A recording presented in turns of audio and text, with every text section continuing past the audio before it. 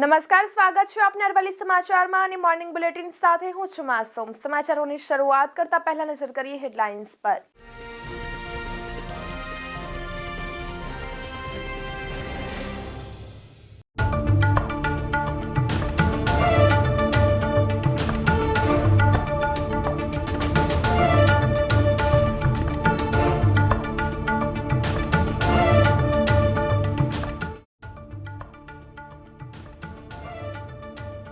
મહિનાના અંતમાં cold વેવનો round આવી શકે। દિવસનું તાપમાન 2.1, રાત્રિનું 1.3 ડિગ્રી વધતા ઠંડીમાં ઘટાડો।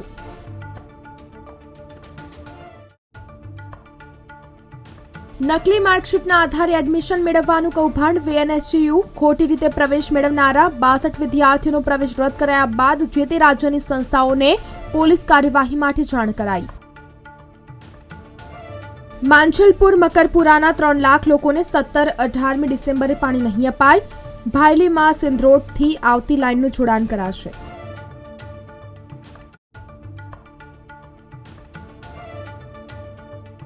રવિ પાકના વાવેતરમાં વધારો। ઠંડી પડતા એક માસમાં વાવેતરમાં 4.5 ગણો વધારો।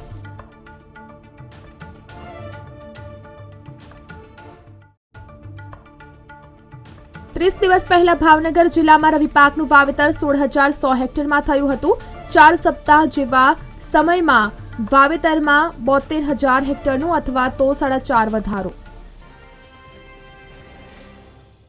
અરવલ્લી જિલ્લાના બાયડ પોલીસ મથકે નાયબ પોલીસ મહાનિર્દેશક ગાંધીનગર વિરેન્દ્રસિંહ યાદવની ઉપસ્થિતિમાં લોક દરબાર યોજાયો હતો। બાયડ પોલીસ મથકે યોજાયેલા આ લોક દરબાર કાર્યક્રમમાં एडीजीपी वीरेंद्र सिंह यादव गांधीनगर, अरवल्ली जिला पुलिस अधीक्षक शेफाली बरवाल, डीवायएसपी डीपी वाघेला, बायडना पुलिस इंस्पेक्टर कीर डिंडोर, शहरना नागरिको, भारतीय जनता पार्टीना कार्यकरो, कांग्रेसना આગેવાનો મોટી સંખ્યામાં ઉપસ્થિત રહ્યા હતા। ટ્રેનનું જે વાર્ષિક ઇન્સ્પેક્શન થાય છે જિલ્લાનું, આ સંદર્ભે બાયડ પોલીસ સ્ટેશનનું પણ ઇન્સ્પેક્શન લેવામાં આવી રહ્યું છે। એમાં આજે બાયડ પોલીસ સ્ટેશનમાં ક્રાઇમનું એનાલિસિસ પણ કરવામાં આવશે। એની અલાવા હાલ જ લોક દરબાર લેવામાં આવ્યો છે, જેમાં બાયડ ડિવિઝનના આગેવાનો અને પબ્લિકના માણસો હાજર રહ્યા અને આના દ્વારા જે પણ પ્રશ્નો ઉપસ્થિત કરવામાં આવ્યા, જે રજૂઆત થઈ, આ બાબતે પણ ચર્ચા થઈ અને અધિકારીઓ દ્વારા આનું નિરાકરણ કેવી રીતે આવે તે બાબતે પણ અધિકારીઓ દ્વારા જવાબ આપવામાં આવ્યો છે। ભવિષ્યમાં પણ પોલીસ અને પ્રજા અને પોલીસ અને પબ્લિક વચ્ચે એક સારો સૌહાર્દ માહોલ રહે અને આપસમાં ચર્ચા વિચારણા વિમર્શ થાય તે હેતુથી લોક દરબારનું આયોજન કરવામાં આવે છે, જેથી નાના મોટા પ્રશ્નો હોય અને કોઈ ગામડાઓના કોઈ અમુક બાબત પણ હોય જે ક્રિમિનલિટી ના હોય એવી બાબત પણ સોલ્વ કરી શકાય પોલીસ દ્વારા અને પબ્લિકના જે આગેવાનો છે આની આગેવાનીમાં। તો આ બાબતે પણ ચર્ચા થઈ અને પછી બીજા પોલીસ સ્ટેશનનું પણ ઇન્સ્પેક્શન લેવામાં આવશે આજે અને કાલે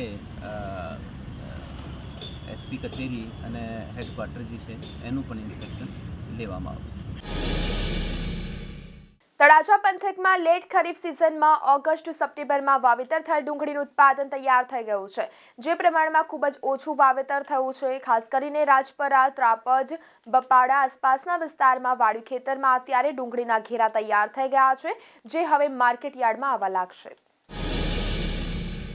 તળાજા માર્કેટિંગ યાર્ડમાં મંગળવારથી ડુંગળીની હરાજી શરૂ થશે। તળાજા પંથકના ખેડૂતોને પ્રોત્સાહક ભાવો મળશે તેવી આશા છે।